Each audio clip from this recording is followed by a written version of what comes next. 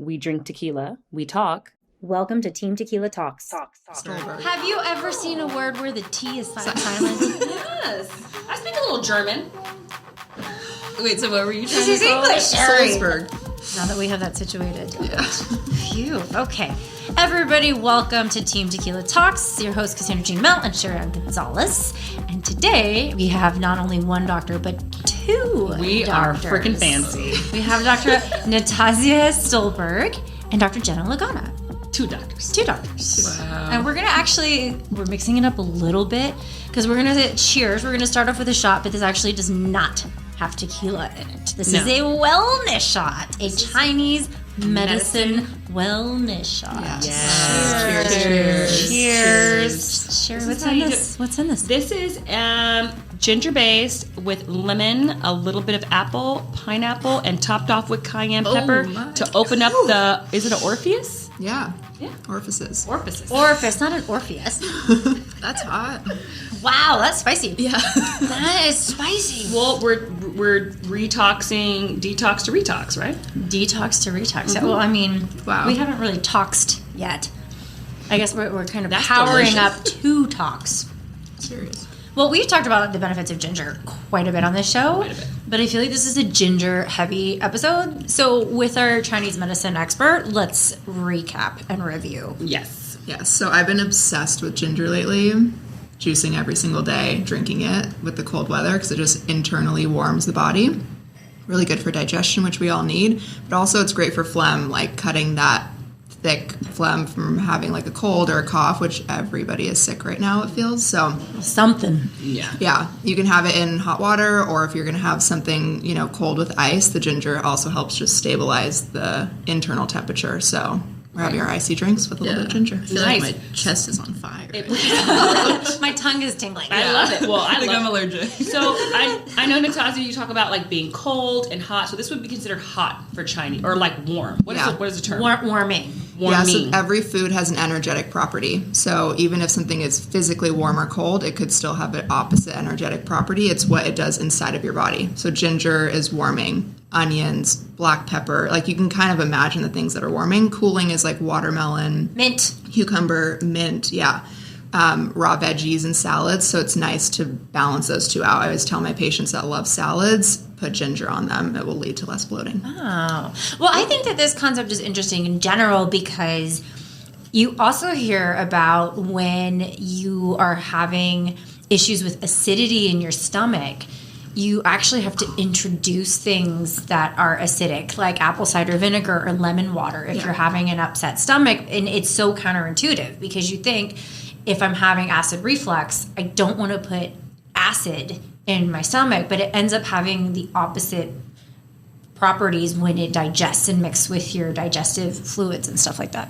Totally. Yeah, and it just depends on also why you're getting acid reflux, but I totally agree with that. And things like apple cider vinegar, lemon, ginger, they just help settle the stomach, which a lot of times when you have acid reflux, it's just like something is unbalanced and trying to come up. It's called rebellious qi in Chinese medicine. Rebellious. Yeah. I like that. Damn, I think my daughter is called Rebellious. It's a ninja name. That's a ninja name. Wait, why does Dr. Natazia Stolberg? Stolberg. Oh my gosh. You like really emphasize known as the longest. Stolberg. She does this with words. I Sherry do. does this I with have a words. problem with words. But how does she know this? Because she is a doctor of acupuncture. Yes. And Chinese medicine in general. Yeah. I also think that it's something that's big in Chinese medicine.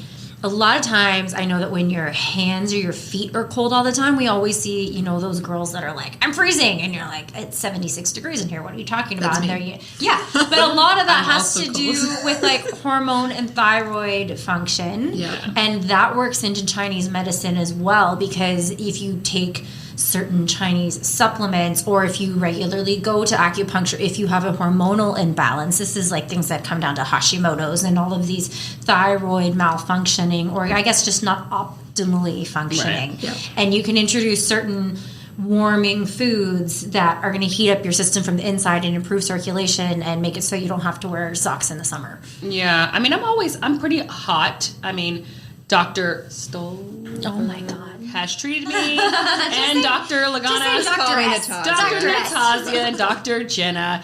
They both treated me, and I will say I'm very hot, but I do have poor circulation in my extremities, in my hands. When I was pregnant, they were like, she touched my feet, and I was burnt. I was like hot, but she was like, oh my God, your hands and feet are ice cold. Always. Yeah, this is really common. So there's a lot of women that have that. I'm not really sure actually why it's so much more common in women than men. I have a theory. Okay, I want to hear it.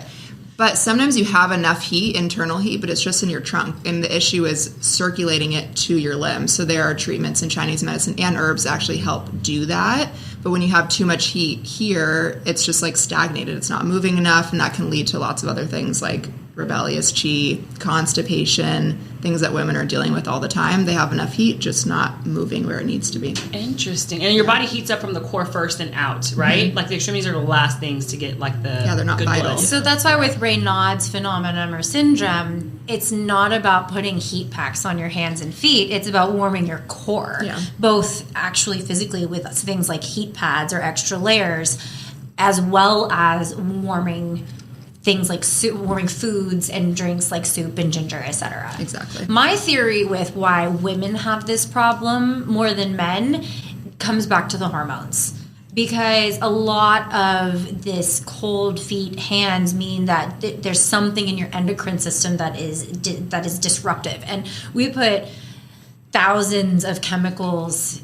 We interact with thousands of chemicals in our lives every single day, whether that is like your scented Yankee candle, your shampoo, the moisturizer you're putting in your face, your makeup, your deodorant, your room sprays, your window cleaner, all of these things that are in your house, just like your laundry detergent that you're wearing with your clothes right now. And you have that many endocrine disruptors.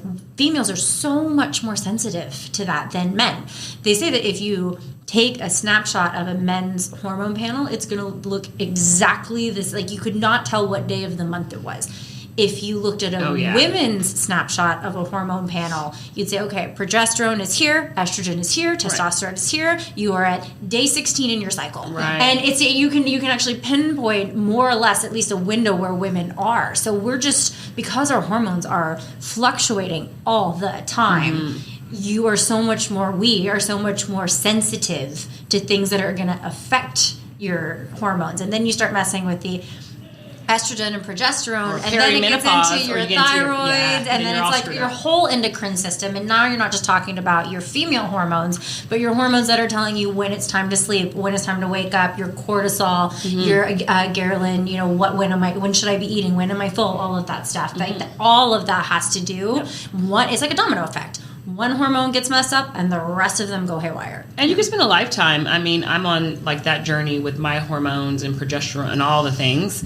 It's like, it's very complicated. And what works for someone doesn't necessarily work for you. And I think a lot of people are like, oh, this, I did this. And you try it. And I'm very into herbal. I don't really go to like, I'm not going to get like hormone shots and all that stuff.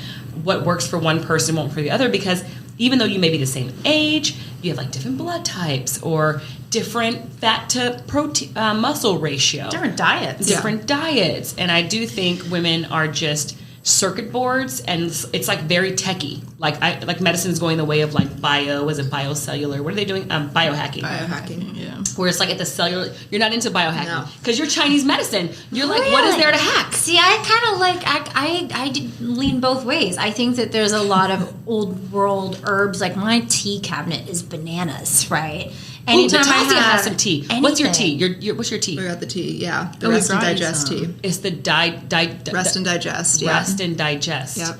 That's like for your tummy? Yeah, it's to help with bloating and to actually help metabolize and break down the food that you're eating. So Jay and I, you know, we have our like nights of eating naughty things like burgers, fries. Are burgers naughty? I mean, you know, we go to In-N-Out.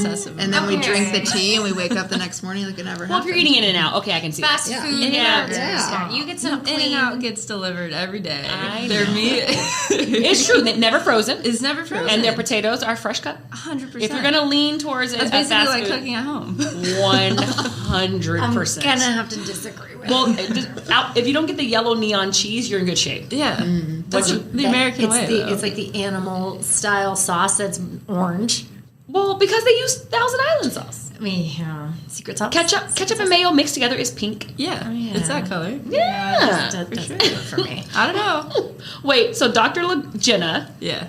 Dr. Jenna Lagana, Yes. is our resident, not the back cracker. That's like not. So like I was writing the word notes. you're looking for, chiropractor? I know, because I wrote notes down and I was like, you know how you like dictate, and I was like, what's the word for this? Oh, it's a back cracker. Now it's stuck in my head. She is a chiropractor doctor who cracks whatever you need to be cracked, right? It's like, but you shouldn't self-crack. Well, I also think that you should elaborate on, it's not just the classic, I'm going to crack your back. Right. She's going to elaborate. And muscle. Right. And, Right. She's going to talk to us about chiropractory. Because now back crackers in everybody else's head. Chiropractory. Yeah. Yes. Chiropractic. That's the word. Chiropractic. Sherry makes up words. Yeah. Chiropractic. I like it though. It's like Me too. Harry Potter. Yeah. It makes me seem special. Yeah. I do chiropractic. I do crack backs. That's part of it. Do a lot of rehab, a lot of exercise with patients, get them back into activities. So there are some people like you who arguably over-exercise, which is great. And so you utilize treatment for different reasons. So that's recovery. And then there's people trying to get, back to a type of schedule that you have, and they require a different type of care. Now, do you think because we're Americans, and do you think the American diet plays a big role? Because I was watching this documentary the other night, like on Wednesday, and you knew I was going to have you guys on, and it was about like Chinese medicine. It was like a Netflix or Amazon, and it was about Chinese medicine, how it's utilized in the Western diet, and how it's like the chart is like pharmaceutical companies, like 75% of the chart. Then there's like people who just are in pain their whole lives, never know why, don't ever investigate. They just like drink beer or vodka to cure the pain. And then there's people, like small percentage, like 8%. And maybe correct me if I'm wrong, of people who actually use the services of like Chinese medicine, chiropractic services. I don't know a figure off the top of my head. It's very, very small. It's tiny compared to the population. I think in Western. school we learned it was like 5% of the population has just even tried acupuncture, not even like regularly uses it, but just tried. And I remember classmates thinking like, oh, that's so sad. Although for me, that's just like, what a great opportunity. Like how many more people are going to be helped by using it as it expands and becomes, more popular here. Big market out there, huh? Exactly. Well, I feel like California is a good market for, I've traveled quite a bit, and not every place in the center of the U.S. is like where you can like find someone. Oh no. Or maybe there's one per town, and like you have to hopefully connect with them, and if not, you never get acupuncture. But I think it's linked to the diet. I do think, like if you go more to the center of the country, sometimes the diet is just so. The healthier you are, in this documentary, they're saying the coastal cities and bigger cities like Houston and Austin, where you have more of a population where people are more active just in general, tend to utilize the services of chiropractic and also acupuncture. Yeah, right. And there's also a population difference if you're in a city compared to even, I don't know, in California, like Central California, or on the way up to like Bakersfield. Yeah, Bakersfield. Fresno. Yeah. I feel like during COVID, I don't know the statistic of this either, but people started seeking out preventative medicine or trying to avoid hospitals or avoiding their primary care. And so our fields, there wasn't a day that we weren't busy, it felt like. Well, you guys are coming to my house in COVID. Exactly, doing house calls. Well, and when you were doing house calls, a lot of times you would pair up and go together. Right. So a lot of people, I don't think, are aware of how these two practices of acupuncture and chiropractor work together, and there's a synergistic effect. It's way more beneficial than just getting one acupuncture or one chiropractic or rehabilitative treatment. You put them together and your body kind of kicks into ultimate healing mode. Yeah, you just float away. Yeah, kind of. Their eyes get glossy. I love it. You don't see them anymore. I love it. Well, I remember when I first started going to a chiropractor, it's because I was working in a job where I kind of had to be in the same position for a long time, and I started getting neck pain. Not because I was using my neck, but just because I kind of was getting locked up from the hips up.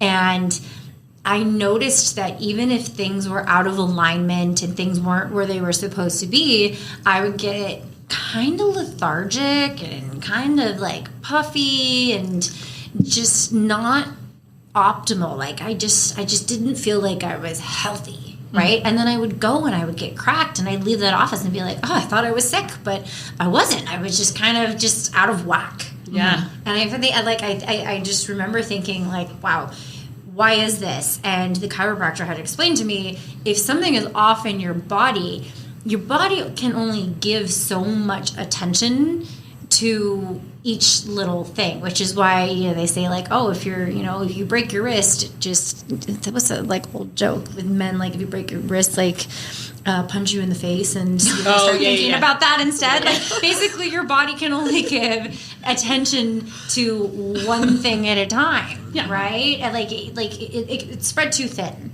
Not just the immune system, but the response system, I guess, is spread too thin. Do you find that? I mean, I'm just thinking about that joke. Who wants to get punched in the face? I was actually going to say kicked in the nuts, and I was like, New treatment technique. I know. Well, it's true because some women who are pregnant and they have like MS, MS goes away through their whole pregnancy because the body's so focused on that. And also people with Crohn's, when they're pregnant, no symptoms, they can eat whatever. It's just so interesting how the body goes in overdrive when it's something important.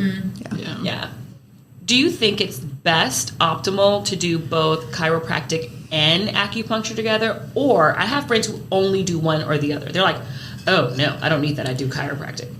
I think I'll start by saying that some people just connect with one versus the other, like inherently. Some people want more of like a relaxing, not that chiropractic isn't relaxing, but they just want like more of a... It's not always relaxing. Yeah. Like a decompressive treatment. They want to get acupuncture. That feels really good and their body responds well to it. Other people feel antsy and like they can't even relax, right? Or they're afraid of needles. So many things. So I think there is something for everyone, but we do treat a lot of patients together for various reasons. If it's, to like maximize helping someone with pain with acupuncture and chiropractic, or for different things. They see Jenna for pain, but they also have a really hard time sleeping or have, chronic bloating. So then they'll see me. So I think we can work together in so many ways like that. Yeah. What would you say is the majority of things? I know stress is always a big one for acupuncture because who doesn't have stress? Everyone's stressed. But what would you think is the biggest things? I know the neck for you is probably a big thing. We all drive our cars in LA, so like, what do you think? Texting. What do you think is the biggest things that you see that's kind of chronic in everyone, like the majority of your population? I think in my population right now, I'm seeing almost all shoulder pain. So, but I'm also working with a very athletic population right now. So very active people, not a ton of desk workers. Well, you were working for Team USA, right? Yeah. And I'm working with Team USA Fencing. They're a completely different species. This is fencing. So it's shoulder. Okay, well, not that. Okay, they don't have... Oh, no? Okay, so my practice here, mainly shoulder pain. Outside of Team USA. Outside of Team USA. My Team Los Angeles here. That's the soccer team. No, fencing. Fencing. That's okay. the I was with the soccer team. Okay. That's a semi-pro league that was just during the summer. Oh, okay. Okay, so this is like private practice. She is booked and busy girl. Outside of Team USA, you're talking about just sort of your private clients. Yes. Okay, so my normal patients here, a lot of shoulder pain, a lot of headache, TMJ right now.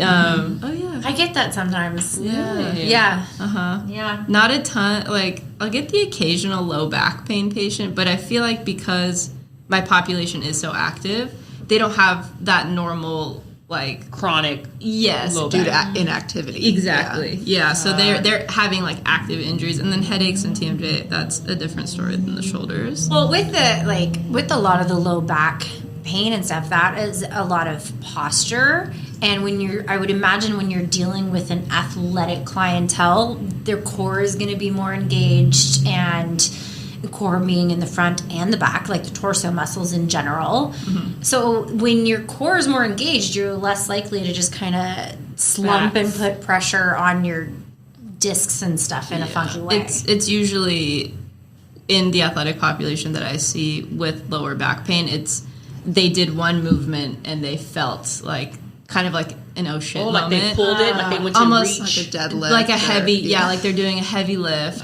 and they knew right when they came out of it, like, like I'm done for the day. Do you find that's more in men? Because I feel like men get aggressively, they go heavier and heavier. They feel like I need to like max out, and then they go too heavy. They're like, ugh. Oops. I would say my lower back patients are primarily men.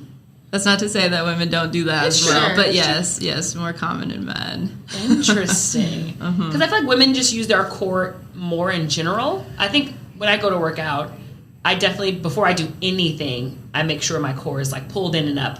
Well, it's the type of workouts we do. Yoga, Pilates, like, and we all want to have abs, so like we make sure we focus on that. But like some guys that come to see me for low back pain, that's my first question. Do you do anything for your core? And they're like, no. I'm like, okay, well that's probably why. Like I'm going to send you to go see Jenna. Just want to get jacked. Fix that up. Yeah. Wait, so acupuncture can also work, and this is the thing about which I found fascinating, this little mini 45-minute documentary I watched, where it's like people think acupuncture is more for Zen. They think the candles are going to be lit. Well, but they don't understand that it's actually can be very beneficial for like for the active athlete, or It can be stimulating. where they feel like you really, because it's like the wind, and what is it called? The wind. You're very, what do you do? Yeah, you can. We diagnose different patterns, and a lot of them are based off the seasons or elements. So you can have internal wind, internal dampness, heat, cold.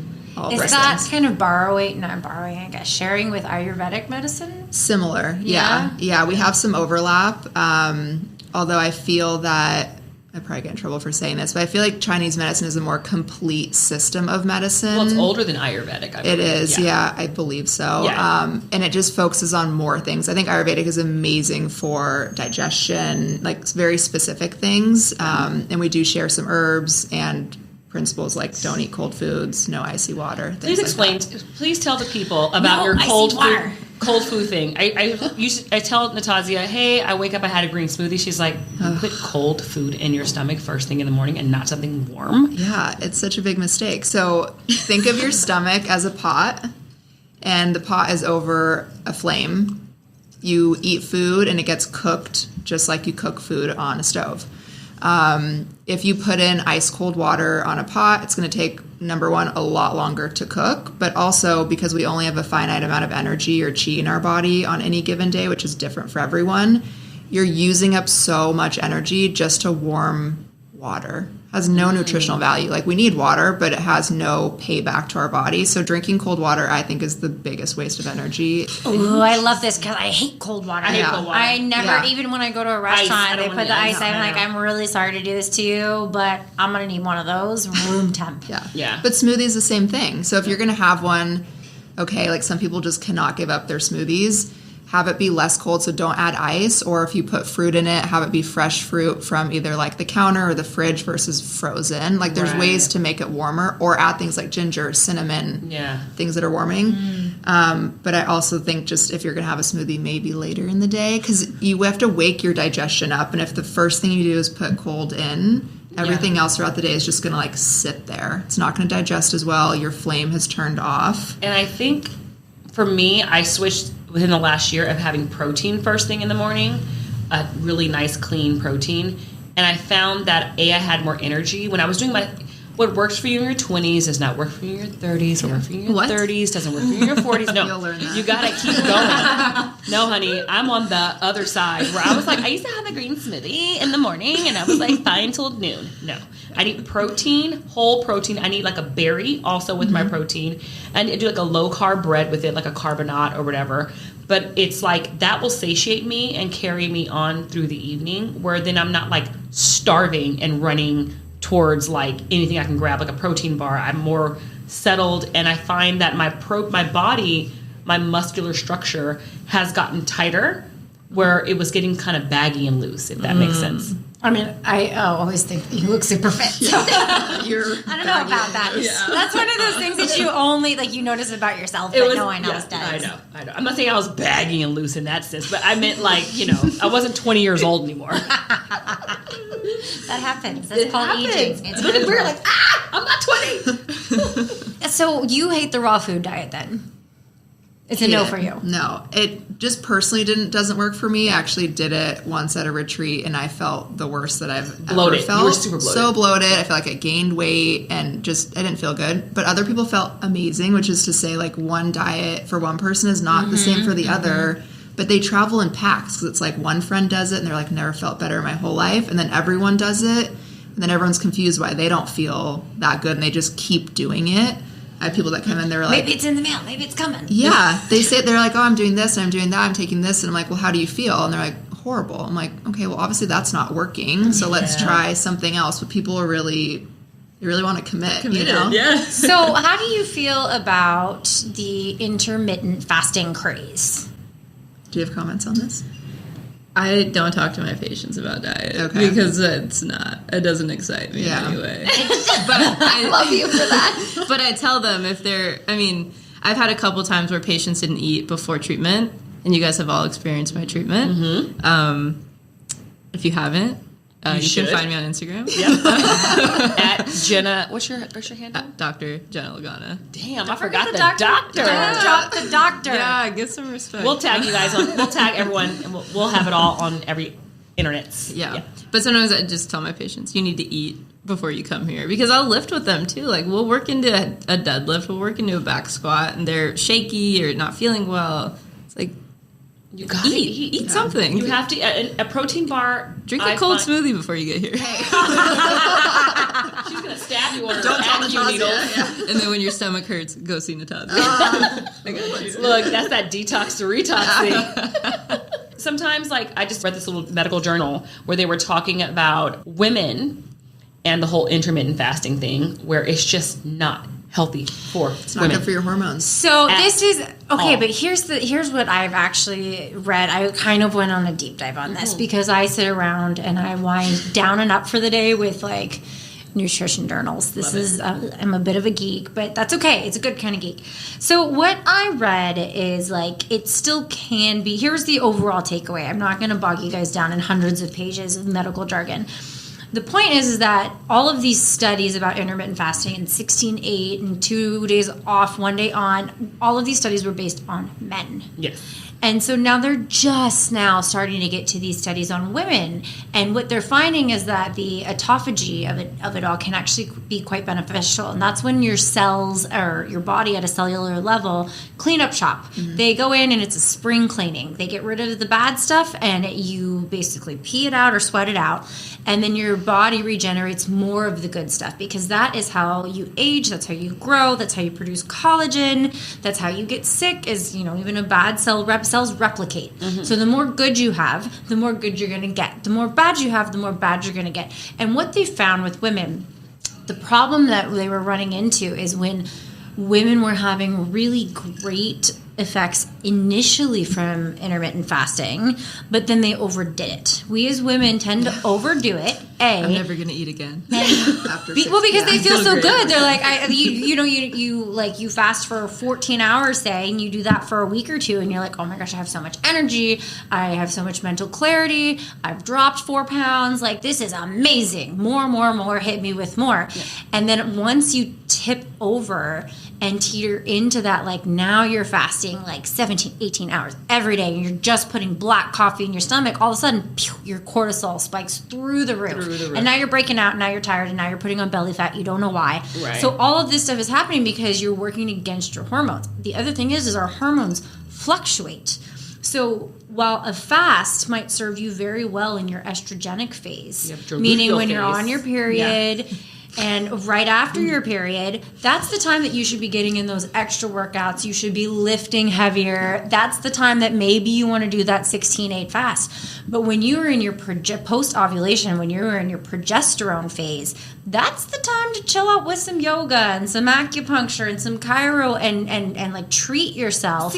And also, that is not the time to be fasting. So 2 problems with women in fasting are, A, you are doing it every day and stressing your body out. And because also your body adapts. If your body knows that every day you are not eating until 2 p.m., they're like, all right, sign me up. Guess what? Yeah. Well, and like your body adapts to that and it's no longer effective. Well, when I started first eating protein before 9, my gyno gynecologist said, hey, before 9, you wake up at 7, you should have something in your stomach. So you drop your kid off at school, come back, have something. I felt nauseous. And I would make a breakfast sausage. I was like, but this also brings me to point B, is where are you in your cycle? And this is especially true for perimenopause. I know, but I don't subscribe. Especially true. It's not, so we've read competing journals because I've heard that if you don't, you have to go off how you feel at certain times of the month. Because if you get married to a chart, I agree. Our lives aren't charted. I agree. So when I have a friend who's like in their luteal phase, and she's like, "Oh no, I only do." I'm like, "Girl, I can do that. I can run a mile." Yeah. So it's like I don't know if I subscribe because then you get married to that chart, and then you're like, "I'm supposed to be relaxing, but I do have energy, but I'm just going to relax because the chart said that I should." But this is not just about the chart. I guess the overall point that I'm getting to is intermittent fasting for women can be beneficial. But you also have to listen to your body because in the same way that Natazia is saying, one diet worked for you might not work for the next person, might not work for the next person. You might feel differently on your cycle. Mm-hmm. So might someone that's in their 20s versus perimenopausal. Right. So what they're saying is take the occasional intermittent fast, mm-hmm. maybe do it once or twice a week, or maybe only do it when you're feeling really awesome at a certain point in your cycle, but not when you're feeling really tired and you just want the chocolate. Listen to your body for sure. Point is do not do it every day. And I think I read this study, so I have to send this to you because you'll get a kick out of it. They're reading more studies than we are. Oh no, we deep dive. I read studies just on fasting. Well, some people read romance novels. I know. Fabio on the cover. I can't read Fabio. Is Fabio still on the cover? You know, Fabio's still hot. He's I saw him at Ralph's the other day. He's so cute. He's like 50-something. He's cute. But I was basically in this journal. It basically said the reason why people see such great results with intermittent fasting is because they actually cut out all the midnight, 10 o'clock, post 10 o'clock snacking. And a lot of women in general, when they say timing's important. Let's say I'm done eating at 8. Yeah. Normally, if you put on a show and your kids are sleeping or whatever, your dogs are in their little huts, you're like 8 o'clock, oh, popcorn, dark chocolate time, and you keep nipping at the bit. That's another thing that I was going to get to is with this whole, as a female, hormones, cortisol, etc. One school of thought is eat within an hour or two of waking up. Do not put black coffee on an empty stomach. And then if you want to intermittent fast, because yes, it can be very beneficial even to females, just make sure that you're having an early dinner and then just give your digestive system a break for 12 or 13 hours. So eat at 6 o'clock, go sign yourself up for those early bird dinners, not at Denny's, but wherever, go to an early dinner. In and out. Look, the line gets bad at 7. For years. In this room loves In and Out. If In and Out had a breakfast, they will never do this. No, you never know. Dude, they barely added hot chocolate to the menu. Legit. That was the only change. And you have to, that was like in the last 25 years. Yeah. But they just opened, they said they were a purely West Coast company. And they're Tennessee. They just opened up in Nashville, or they're about to open it. That was like these Angelinos are moving to Nashville. It's because the Los Angeles people who are there were like, "Where's my damn?" Yeah. So I think if you want, I actually do think that intermittent fasting, when done correctly, can be very beneficial. And that's another, we could do a whole episode on that, which probably we probably will for another time. I want to know, and you don't have to. One comment on this that I think is very important. Go for it. I think the intention behind why you're doing it, I'd say the majority of my patients that intermittent fast, they describe something like Sherry, where they say, oh, I don't have an appetite in the morning. Or they're busy, they wake up, they're with their kids, they run to work, and it's like it's become acceptable now to not have breakfast because of intermittent fasting. I don't think they ever actually went into it with the intention of intermittent fasting. They're like, oh, actually, I'm doing something healthy, but they're actually just skipping breakfast. So that's just not the same make thing. Sure that you're doing it with the intention 100%. Of wellness, and that you're drinking mineral water and getting electrolytes in your water, and not just getting through your day with a bunch of black coffee. Yeah, and you break the fast with enough calories, because you should get the same amount in a day. Yeah. You're not just skipping a meal. Correct. Well, I look at my husband. The moment his feet hit the floor, hungry. Yeah, I wake up starving. It could be a 6 a.m. flight. We get to LAX, and he's like, it's 5:15. Plane's boarding in 20. He's like, gonna go get the ribs. Exactly. He's like, hey, do you think I'm like, well, they're gonna serve breakfast on planes. Like, no, I need to eat now. I'm about to die. Yeah. And so I try to eat with him. I'm like, you know what? I'm not hungry, but I should. And I actually, over this last year, when I've changed my eating patterns, I felt way less brain fog. And honestly, I'm in the peri phase of life, but less brain fog. I sleep way better if I'm drinking or Cortisol levels not. are really high, probably. Mine Were. Yeah. Yeah. Oh no, they were through the roof. Well, we're going to do actually a whole episode on this coming up, probably in a few weeks. But what I want to know, you don't have, obviously, we understand that you have doctor-patient confidentiality and privileges. Of course. But like, I read this book one time where it was an expose of an ex-doctor. So he was a doctor in England, and he's like, the eating disorder. no, it wasn't eating disorder. It was Not- just like tales of the ER, right? Yeah, like tales of like working in a hospital. that. No, I read it. Yeah. Oh, what's Oh, it? Like that's he's an crazy. OBGYN, I think. Yes, yeah. yes. And he's like, here's all the weird shit that happened to No, me. that was the funniest book. He's now I've like ever a read. comedian because he goes, this is bullshit. I get paid nothing. Yeah. Working for the It's government. NHS. It's NHS. Yeah, you don't yep. get paid really. Oh, No, you don't. NHS is the national healthcare system that the United States does not have, but they have it in Europe, also the UK, and Most also of the Canada. UK, yeah. So anyway, I read this and I was just like, listening to all of or not listening, I guess reading, looking at all of these stories. And he's like, yeah, I mean, I definitely remember when I was in the ER and I have had pulled not one, but 2 TV remotes out of people's asses because they got excited about like I forgot about this inserting chapter. household objects. They were just, looking for a good time and they just got stuck. And he's like, listen, his bottom line was, if you want to stick something up your butt, good on ya. But make sure that it's got a plug. Make sure that it's got something that stops it because basically when you go, Where are we going with this? it sucks up the object. Where we're going with this is do I have any somebody has to have come to you guys and Yes. been like, what is like, it doesn't even have to be funny or like oddly sexual, but like, what is the oddest thing that someone has come to you? Like if someone come to you and be like, hey, I need acupuncture because my 4th toe gets really cold like every other week. I don't know. But you guys see, I feel like as a doctor, you see it all. We do. There's never a dull day, and we come home. We're like, guess Share stories. You don't have to say specifically ballparky under the umbrella. What can you share with us? What about sex? I feel like sexual I was gonna things. say I have. Yeah, like libido. Hit Men us, come hit with us, hit libido. Libido. Well, okay, so I had a new patient, and I was reading his intake because he had shoulder pain. Oh, shoulder pain, that's still a thing. And he said how he got hurt was lifting somebody up. And I also follow him on Instagram. Like, we were kind of Dirty friends. Dancing? And so this guy was doing, like, acro yoga. Acro yoga. Yeah. Love acro. But also, like, actually lifting people up over his head. I saw that on his Instagram. And so when I saw him in person, I was like, hey, yeah, so, like, what move were you doing? Like, what was happening? And he was like, oh, well, I was having sex when it happened. And I was like, okay, cool. What move were you doing? Sexual injuries. But yeah, dead in the eye. I was like, oh, like what acro yoga thing were you doing? And he was like, no. Maybe just like you can't hurt someone lifting. I'm trying to picture it. He said they were laying, and then he was going to stand up and lifting her No, that to tracks. be standing. Okay. Yeah. I feel like that's actually kind of. I thought he was doing this, so I was going to ask you, was he doing like the missionary to doggy flip? No. Oh, okay. No. Okay. I don't know if she got He that said many he was- details, Sharon. Yeah. No. Because that's a hard Confidentiality.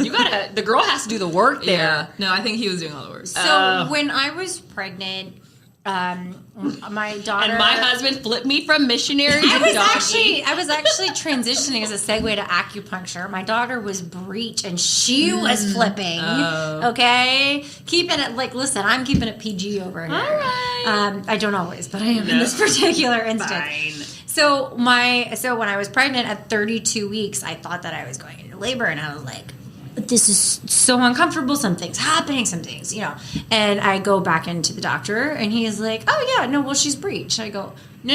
I was just here last week for my checkup, and not. And he goes, well, she flipped. She cartwheeled. So I thought at first I wanted to avoid a C-section, which retrospectively, I loved my C-section. And I will talk about it to anybody that asks. It was amazing. I did not have a C-section. Oh, my C-section was amazing. So hit me up on Instagram if you want details. I gotcha.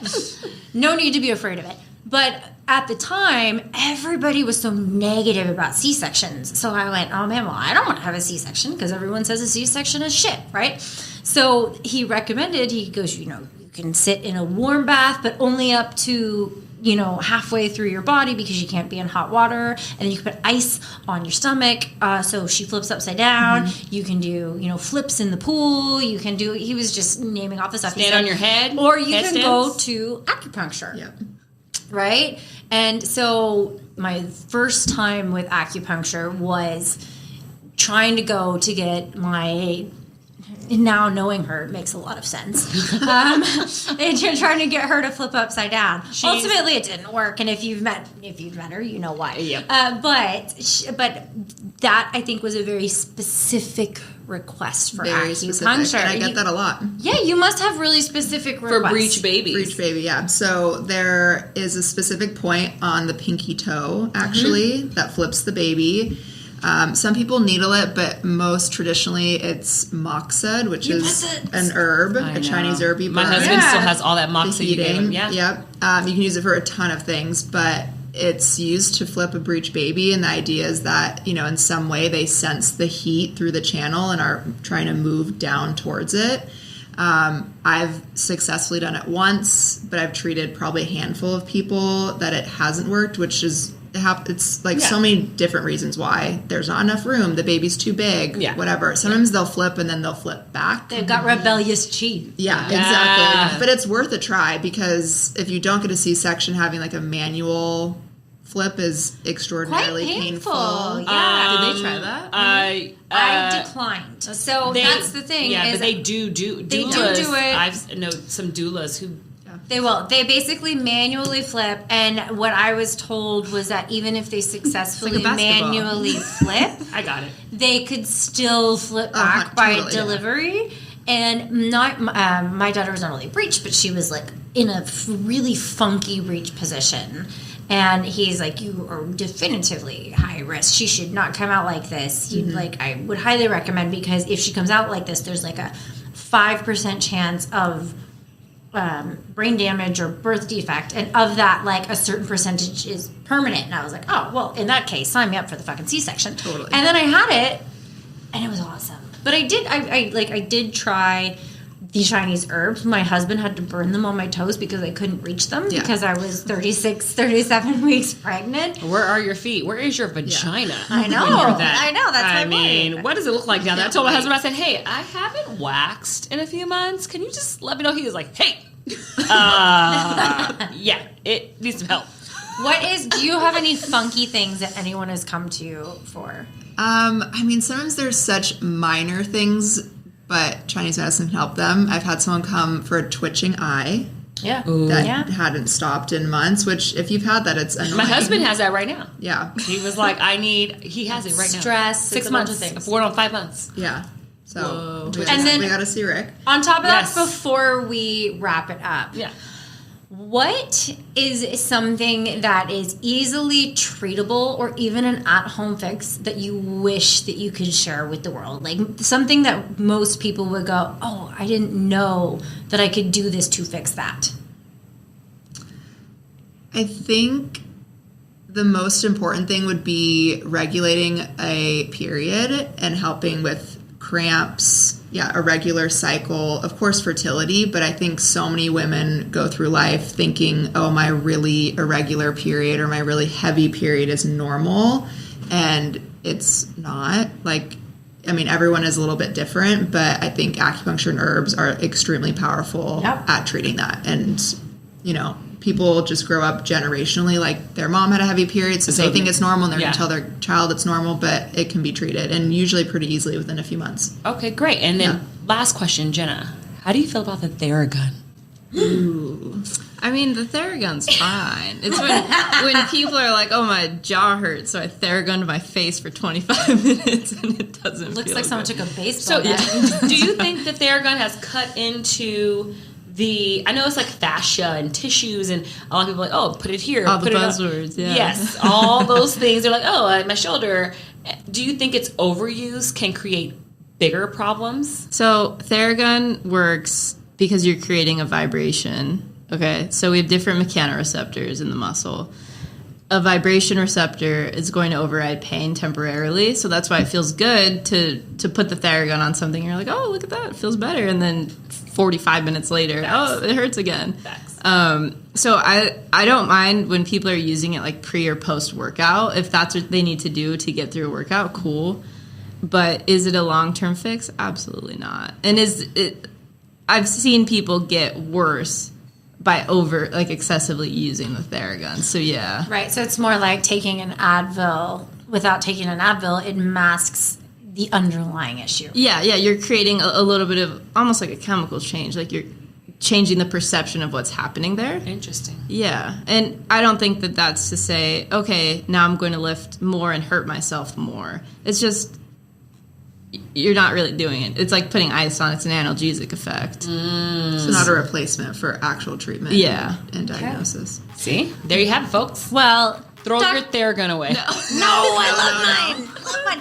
You know what I really like mine for? Is I have the travel one that's like the little that's like the triangle. size That's of a tiny one. Yeah, it's a tiny one. But I put it in my suitcase when I travel because I like to walk and explore and adventure. And also when you're traveling, you might not have access to a chiropractor. You might not have access, but you know what you can do is it will help manage. And if you are walking more than you normally would, or on your feet a bunch, or just like you're tense from sitting on an airplane seat, it can just help sort of loosen you up. It's a Band-Aid while you are traveling. And I think it's great. I think there are appropriate uses for it, and I think some people overindulge in the Theragun hypervolt world. Well, we love overindulging here at Team Tequila Talks. Well, no, we love responsible indulging. I was going to say, responsibly, low sugar. We hydrate. We do. Overindulge. Cheers, Dr. Natazia, Dr. Jenna. Thank you guys for joining us. Thanks. And we will see you next time here on Team Tequila Bye. Talks. And also, you can't overindulge with like acupuncture and chiro. No such thing. No such thing. Because you wouldn't allow yourself to. Exactly. No.